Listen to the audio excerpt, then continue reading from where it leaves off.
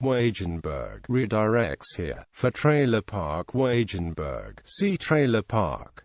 For the museum in Vienna, see Wagenburg. A Laager, also known as a wagon fort, is a mobile fortification made of wagons arranged into a rectangle, a circle or other shape and possibly joined with each other. An improvised military camp. Overview. Ammianus Marcellinus, a Roman army officer and historian of the 4th century, describes a Roman army approaching ad Carrhaginum as they approach a Gothic camp.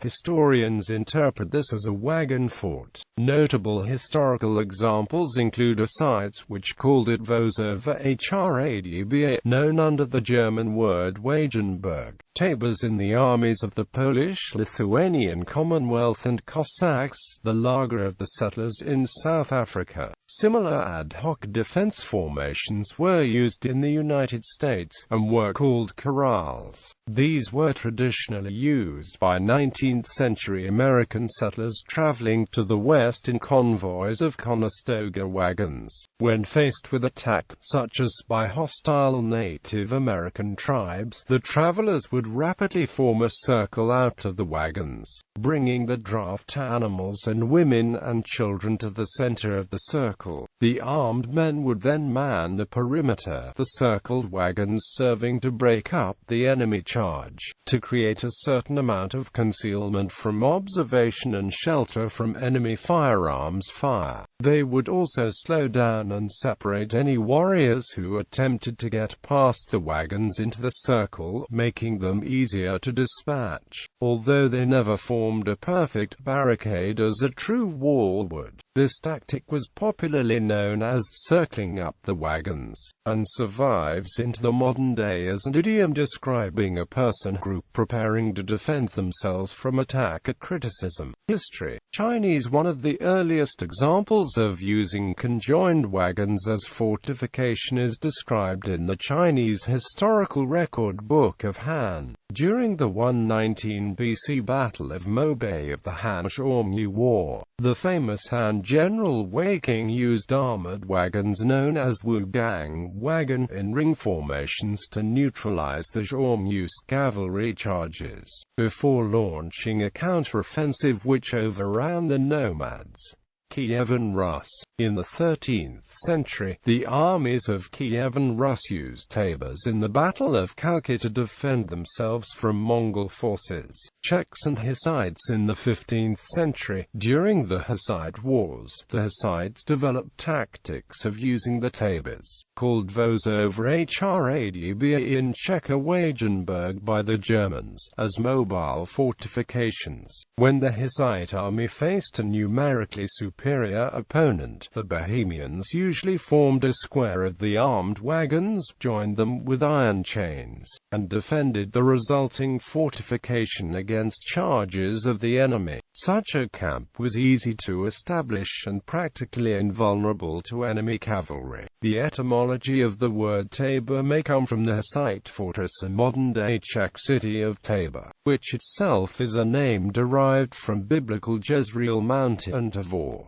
A crew of each wagon consisted of 18 to 21 soldiers, 4 to 8 crossbowmen, 2 handgunners, 6 to 8 soldiers equipped with pikes or flails, 2 shield carriers and 2 drivers. The wagons would normally form a square, and inside the square would usually be the cavalry. There were 2 principal stages of the battle using the wagon fort, defensive and counterattack. The defensive part would be a pounding of the enemy with artillery. The Hussite artillery was a primitive form of a howitzer, called in Czech a harnice, from which the English word howitzer comes. Also, they called the guns the Czech word pistola, meaning that they were shaped like a pipe or a fife, from which the English word pistol is possibly derived. When the enemy would come close to the wagon fort. Crossbowmen and handgunners would come from inside the wagons and inflict more casualties on the enemy at close range. There would even be stones stored in a pouch inside the wagons for throwing whenever the soldiers were out of ammunition. After this huge barrage, the enemy would be demoralized. The armies of the anti-Hussite crusaders were usually heavily armored knights, and Hussite tactics were to disable the knights' horses so that the dismounted knights would be easier targets for the ranged men. Once the commander saw it fit, the second stage of battle would begin. Men with swords, flails, and polearms would come out and attack the weary enemy. Together with the infantry, the cavalry in the square would come out and attack. At this point, the enemy would be eliminated, or very nearly so. The wagon fort's effect on Czech history was lost, but the Czechs would continue to use the wagon forts in later conflicts. After the Hussite wars, foreign powers such as the Hungarians and Poles, who had confronted the destructive forces of Hussites, hired thousands of Czech mercenaries. At the Battle of Vienna in 1444, it is said that 600 Bohemian handgunners defended a wagon fortification. The Germans would also use wagons for fortification. They would use much cheaper materials than the Hussites, and they would have different wagons for the infantry and the artillery. The Russians also used a type of movable fortress, called a gulia gorod, in the 16th century. Another use of this tactic would be very similar to the infantry squares used by Wellington at the Battle of Waterloo and the South African Laager. The wagon forts would form into squares that would support each other. Whenever an enemy charged between two forts, marksmen from both of them would easily exploit the advantage and kill many of the enemy. The wagon fort was later used by the crusading anti-Hussite armies at the Battle of Takiv. However, the anti-Hussite German forces, being inexperienced to this type of strategy, were defeated. The Hussite wagon fort would meet its demise at the Battle of Lipany, where the Utraquist faction of Hussites defeated the Taborite faction by getting the Taborites inside a wagon fort on a hill to charge at them by, at first attacking, then retreating. The Utraquists would reunite with the Catholic Church afterwards. Thus ended the wagon fort's effect on Czech history. The first victory against the wagon fort at the Battle of Takiv showed that the best ways to defeat it were to prevent it from being erected in the first place, to get the men inside of it to charge out of it by means of a feint retreat. Thus, the fortification would lose its prime advantage. Variations: Laager A, Laager, Laager, Liga or Laer, Afrikaans pronunciation or Afrikaans pronunciation, closing parenthesis. The word is South African in origin, and originally referred to a formation used by travelers whereby they would draw wagons into a circle and place cattle and horses on the inside to protect them from raiders and nocturnal animals. Laager were extensively used by the voortrekkers of the Great Trek during the 1830s. The Laager was put to the ultimate test on the 16th of December 1838, when an army of 10,000 Zulu impis besieged and were defeated by approximately 350 voortrekkers in the aptly named Battle of Blood River. In 19th-century America, the same approach was used by pioneers who would circle the wagons in case of attack. Tabor A tabor is a convoy or a camp formed by horse-drawn wagons.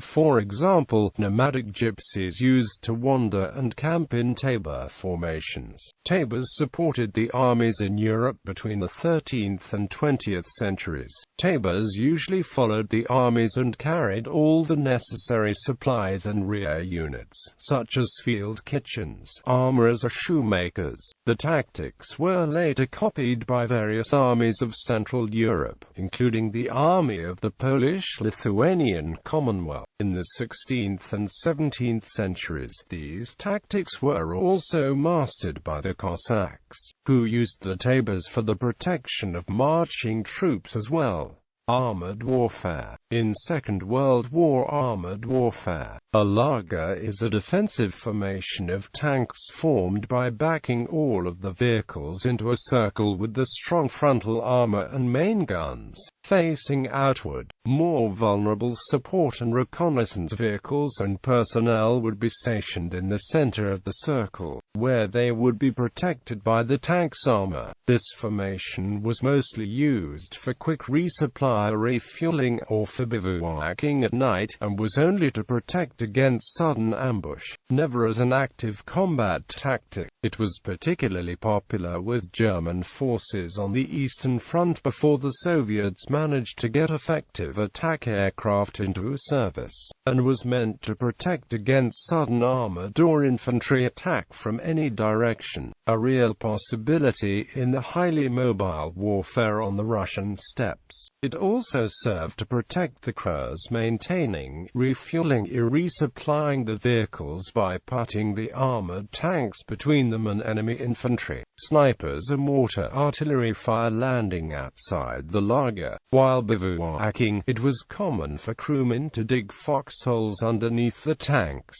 to provide an additional measure of protection in case of sudden artillery barrage. Most tanks provided a belly escape hatch, making it easy to re-enter the vehicle. Parking the tanks in a circle also meant that no matter what direction the enemy attacked from, it would face thick frontal armor and at least several main guns pointing in the direction. This was important, as a tank had much thinner armor and very little visibility to the rear. An ideal anti-tank ambush involved maneuvering into position behind an unaware enemy and dispatching him with a shot in the rear of the hull. Tanks were also vulnerable to infantry approaching the tank unseen from the rear and dispatching it with a satchel-charged Molotov cocktail or similar weapon. While tank crew were originally taught to always seek a solid position that they could reverse up to protect the rear armor if they planned to stop for more than a few minutes, they found that it worked even better to back up to several other tanks to provide mutual protection and 360-degree defense. Although this tactic worked well on the Eastern Front, especially in the early days, it proved highly dangerous in the presence of aircraft, which were extremely lethal to concentrated formations of armor. The only defense against a rocket-firing IL-2 or bomb-laden P-47 was to keep dispersed as possible, to minimize losses and to make a smaller target. Thus, its popularity dwindled on the Eastern Front, and it never gained the same popularity on the Western Front, where the German forces operated under almost constant Allied air superiority, and aircraft proved to be the greatest threat to their armored divisions.